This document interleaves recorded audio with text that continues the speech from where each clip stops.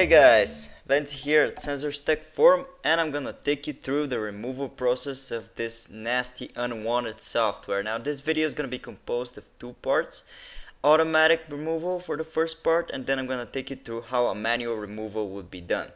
So before we begin this video, I'd like to say that you should never trust sites that have no real people behind them or video guides, and you should always make sure to back up your files before doing any removal by yourself, and always use trustworthy sources. Make sure that these are real people behind these videos, because many people do this for money and they may scam you.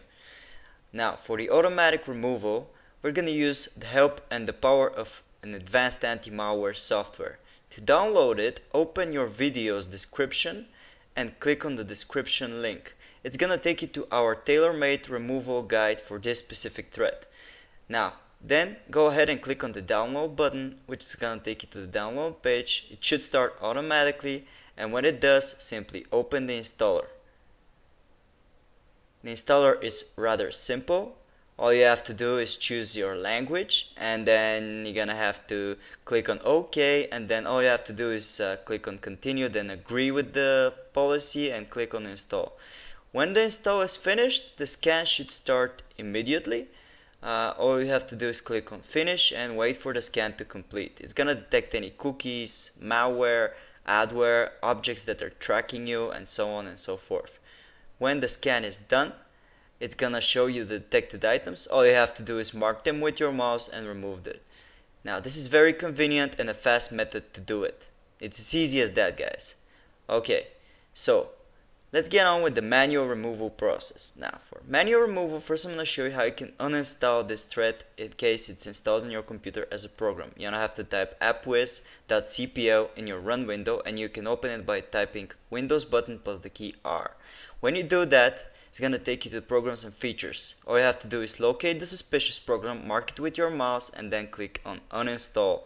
This will make sure the program is gone from your computer.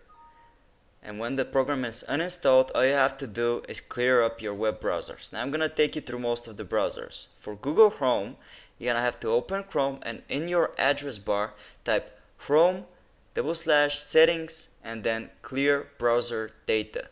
This will open the clear browser data window, which when you open it, you're going to select on the time range all time. And when you do that, you're gonna tick everything besides passwords and other sign-in data. And then you're gonna click on the clear data button. Easy as that. Now you've cleared all the trackers and all the cookies that may be caching on your computer and tracking you.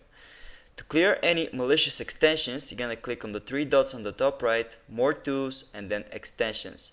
Locate any suspicious extensions and click on remove to get rid of them. And basically that's it, guys. We've now taken care of how a removal would go with Google Chrome. Now let's go through Mozilla Firefox. For Firefox, you're gonna have to open the browser, and on the address bar you're going to type about /support. This will open the support page. In it you will find a button that is called Refresh Firefox. You're gonna click on that button to refresh all of the Firefox settings by default. It's gonna take you to a fast process which clears cookies, browsing history, and so on and so forth. Click on finish to finish it, and as you can see here, it says success. Firefox will save your old good configuration on your desktop, so you can locate any passwords or anything you may have missed if it's your default browser. For Microsoft Edge though, it's very simple to Chrome. So you're gonna open it, and in the address bar you're gonna type the same thing: Edge, settings, and then clear browser data. This is also going to take you to a very similar to Chrome window, because Edge is based on Chrome. You're going to select all time, you're going to tick everything besides passwords, and then you're going to clear now. And when it's done, you're going to clear of any extensions by again going on the right corner and clicking on extensions. This will take you to any suspicious extensions which you can detect and remove, again just like Chrome, by clicking on the remove button. And that's it. Now we've got Edge covered. The next browser I'm going to show you is Opera. In Opera browser, you're going to click on Opera, and you're going to go to the address bar, and then you're going to type Opera/settings clear browser data. It's very similar to what Edge and Chrome actually do. So you're gonna click on advanced, and then you're gonna tick everything, select all time, you know the drill, guys. Like, select everything, settings, hosted data, and then click on clear data.